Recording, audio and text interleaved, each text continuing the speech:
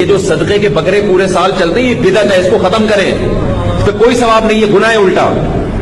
اسلام میں صدقے کے بکرے کا کوئی تصور بولو بھائی نہیں ہے۔ صدقے کا جو فلسفہ ہے وہ غریب کی حاجت پوری کرنا ہے، وہ حاجت پیسوں سے پوری ہوتی ہے، بکرے سے نہیں ہوتی۔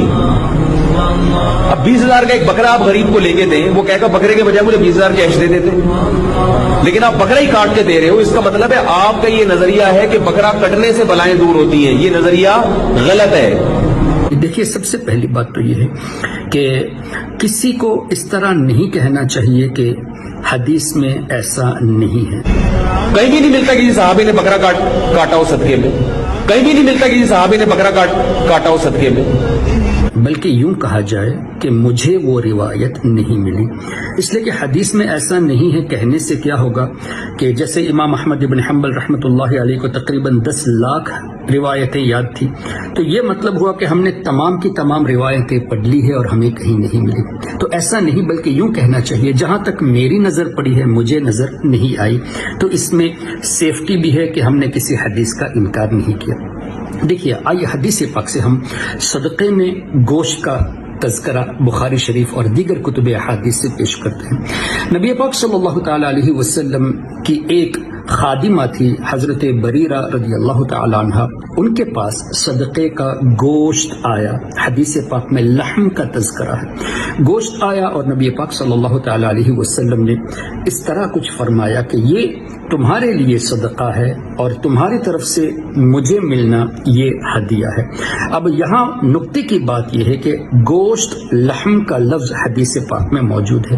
اب ظاہر ہے اس زمانے میں تو بکرے ہی ذبح زیادہ ہوتے تھے یا اونٹ ہوتے تھے، تو یہ جو تصور، یہ کہنا کہ اس طرح کی کوئی روایت نہیں ہے، یہ بخاری شریف اور دیگر کتب احادیث کے خلاف اپنا موقف پیش کرنا ہوا۔ مزید یہ کہ حدیث پاک میں اس کا بھی تو تذکرہ ہے کہ سلام کو بڑھاؤ وَأَطْعِمُوا الطَّعَامَ، کھانا کھلاؤ۔ تو کھانا کھلانا یہاں پیسوں کا تذکرہ تو نہیں ہے، کھانا کھلانے کا تذکرہ ہے، تو یہ کہنا کہ یہ تصور ہی غلط ہے، ضرورت پیسوں کی ہے تو آپ پیسے دے دیجئے، اس کو گوشت کی ضرورت نہیں ہے، پیسوں کی ہے۔ آپ یہ کہہ سکتے ہیں کہ اگر پیسے دیں گے تو ان کی ضروریات یہ پورا کر سکیں گے، لیکن اس کے بدلے میں یوں نہ کہا جائے کہ گوشت دینا، بکرا ذبح کر کے دینا یہ غلط ہے، یہ کہنے کا حق آپ کو کس نے دیا؟ اگر یہی نظریہ ہوتا تو آج کتنے ایسے لوگ ہیں جو قربانی کے وقت ان کے پاس گوشت تو کہیں سے بھی مل جاتا ہے، پیسوں کی ضرورت ہوتی ہے، تو کیا آپ یہ فتویٰ دیں گے کہ نہیں چونکہ ضرورت پیسوں کی ہے اس لیے آپ بقرہ عید میں قربانی نہ کرے بلکہ اس کے پیسے دے دیجیے؟ یہ نہیں ہے۔ اگر آپ یہ کہتے ہیں کہ وہ پیسے کھا جائے گا تو بھئی راشن ڈلوا دو اس کے گھر میں۔ تو راشن دینا یہ بھی تو طعام کا انتظام ہوا نا، تو راشن میں جس طرح چاول آ جاتا ہے، آٹا آ جاتا ہے، اس میں گوشت بھی آ جاتا ہے، تو یہ نظریہ، یہ تصور آپ کو کہاں سے ملا کہ اس طرح بکرا ذبح کر کے دینا یہ بدعت ہے؟ یہ بڑی غلط بات ہے۔ اچھا، پھر یہ کہ صدقہ سے بلائیں دور ہوتی ہے، اس پر کثیر روایات موجود ہے۔ صدقہ بری موت سے بچاتا ہے، کثیر روایات موجود ہے۔ اور اس زمانے میں جانور یہ ایسٹ ہوتے تھے، تو جن کے پاس جانور ہوتے ہیں، بکرے ہوتے، اونٹ ہوتے، وہ اگر اس میں سے صدقہ کرتے تو ان کے لیے دفع بلا کا وہ ذریعہ بنتا۔